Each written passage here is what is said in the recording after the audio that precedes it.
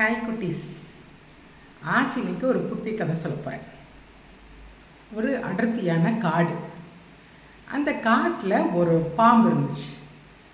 பாம்புன்னா பாம்பு புத்து. நீங்கள் பாம்பு புத்து பார்த்துருப்பீங்கன்னு நினைக்கிறேன். அந்த கிராம சைடு போகும்போதெல்லாம் பார்த்துருப்பீங்க. அது ஹைட்டாக ஹோலாக இருக்கும் அந்த பாம்பு. அதுக்குள்ளே தான் அவங்க போய் ஸ்டே பண்ணி அங்கே தான் படுத்துக்குவாங்க. வெளியே போய் சாப்பிட்டு வருவாங்க, அந்த புத்துக்குள்ளே போய் படுத்து தூங்குவாங்க. இப்படி தான் பாம்பு இருப்பாங்களா. அதில் ஒரு பாம்பு இந்த காட்டில் இருக்குது. அந்த பாம்பு என்னென்னா ஒரு நாள் வெளியே இறத்தேட போகும். அதுக்கு சாப்பாடு வேணும்ல, அதனால சாப்பாடு தேடி தேடி போயிட்டே இருக்குது. காடை சுற்றி சுற்றி வருது, அதுக்கு சாப்பாடே கிடைக்கல. வயிறு வேற ரொம்ப பசிக்குது, ரொம்ப சோகமாயிடுச்சு. போய் ஒரு ஏரி இருக்குது, லேக். ஒரு ஏரி கரையோரம் சோகமாக உட்காந்துருக்கு பாம்பு. சாப்பாடும் கிடைக்கல. நமக்கு இன்றைக்கி ஃபுல்லாக சாப்பாடு கிடைக்காட்டி என்ன பண்ணுறதுன்றது சோகம் வேறு அவங்களுக்கு வருத்தமாக உட்காந்துருக்கு. இதை ஒரு தவளையார் பார்த்துட்டார்.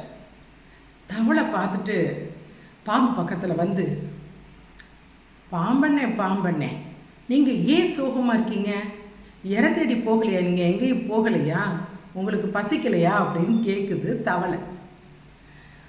உடனே தவளையை பார்த்தோன்னே எப்படி இருக்கும் பாம்புக்கு? ஆஹா, அதுக்கு சாப்பாடே தவளை தானே. பார்த்தோன்னே ஹாப்பி ஆகிட்டு ஒரு ஐடியா பண்ணிடுச்சு பாம்பு. பசிக்குது, ஆனால் நான் ஒரு பெரிய பாவி, எனக்கு யார் சாப்பாடு கொடுப்பா?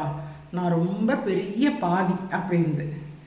உடனே தவளையார் கேட்குறாரு, ஏன் அப்படி சொல்கிறீங்க? நீங்கள் என்ன பாவம் பண்ணீங்க அப்படின்னு கேட்குது.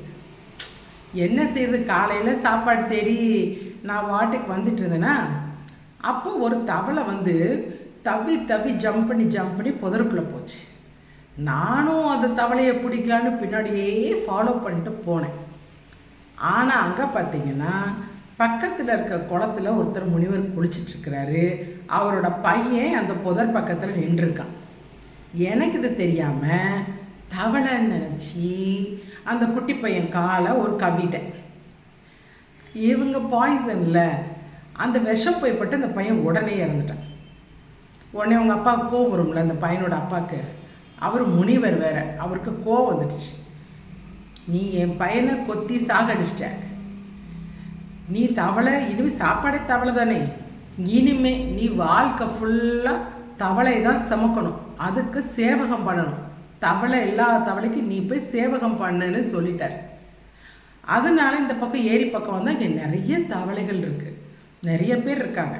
அதனால் அவங்களுக்கு ஏதோ என்னால் முடிஞ்ச சேவகம் பண்ணலான்னு வெயிட் பண்ணுறேன் அப்படின்னு ட்ரிக்காக சொல்லுது பாம்புன்னு. உன்னை தவளைக்கு, ஓ அப்படியா, இதோ வர்றேன் அப்படின்னு ஏரி தண்ணிக்குள்ள டபக்குன்னு ஜம்ப் பண்ணி அங்கே இருக்க ஃப்ரெண்ட்ஸ் எல்லாம் கூப்பிடுது. எல்லோரும் வாங்க வாங்க, இது மாதிரி பாம்பு ஒரு பெரிய சாபத்தில் இருக்குது, அது நமக்கெல்லாம் சேவகம் பண்ணணுமா, அதனால வெயிட் பண்ணிகிட்ருக்கு கரையில் அப்படின்னு சொல்லுது. அங்கே தவளைக்கெலாம் ஒரு ஹெட் இருப்பாங்க, ஒரு ராஜா இருப்பாங்க. இப்போ எல்லாத்துக்கும் ஒரு ஹெட் இருப்பாங்கல்ல, அது மாதிரி தவளையை எல்லா தவளைக்கும் ஒரு ராஜா இருக்கார். உடனே அவர் வர்றாரு. ஓ அப்படியா, சரி எல்லாரும் கரைக்கு வாங்க, எல்லாரும் கரைக்கு வாங்க அப்படின்னு கரைக்கு கூட்டிகிட்டு போகுது. போனால் பாம்பு சோகமாக இருக்கு. உடனே சொல்லுது, இங்கே பாரு, டெய்லி நீ வந்து இங்கே இருக்க தவளையெல்லாம் முதுகில் ஏற்றிட்டு காடை சுற்றி காமிக்கணும் அப்படின்னு ஆர்டர் போடுது. யார்? இந்த தவளை, ராஜா தவளை. அப்படியே ஆகட்டுங்க, உங்களுக்கு சேவகம் பண்ணுறதுக்காக தான் நான் வந்திருக்கேன், எல்லாரும் என் முதுகலை ஏறுங்கன்னு சொல்லிட்டு முதுகலை ஏற்றிட்டு கொஞ்சம் பேராக முதுகலை ஏற்றிட்டு போய் ரவுண்ட் அடிச்சுட்டு காடை ரவுண்ட் அடிச்சுட்டு வருது. 2 நாள் ஆச்சு. 3ஆவது நாள் ரொம்ப டல்லாக இருக்குது. உடனே தவளை, ராஜா தவளை கேட்குது, ஏன்பா சோகமாக இருக்க, என்ன விஷயம் அப்படின்னு கேட்குது. எனக்கு பசிக்கும்ல, நான் உங்களை கூட்டிகிட்டு ரவுண்ட் அடிச்சுட்டு வரேன், எனக்கு பசிக்கும்ல அப்படின்னு பாம்பு சொல்லுது. ஆமாம்ல, சரி நீ என்ன பண்ணு, இங்கே இருக்க குட்டி தவளையெல்லாம் குட்டி தவளையெல்லாம் சாப்பிட்டு பெரிய தவளையெல்லாம் உன் முதுகலை வச்சு கூட்டிகிட்டு போய் ரவுண்ட் அடிச்சுட்டு வா அப்படின்னு அடுத்த ஆர்டர் போடுது. ஓகேன்னு குட்டி தவளையெல்லாம் எடுத்து சாப்பிட ஆரம்பிச்சிருச்சு இந்த பாம்பு.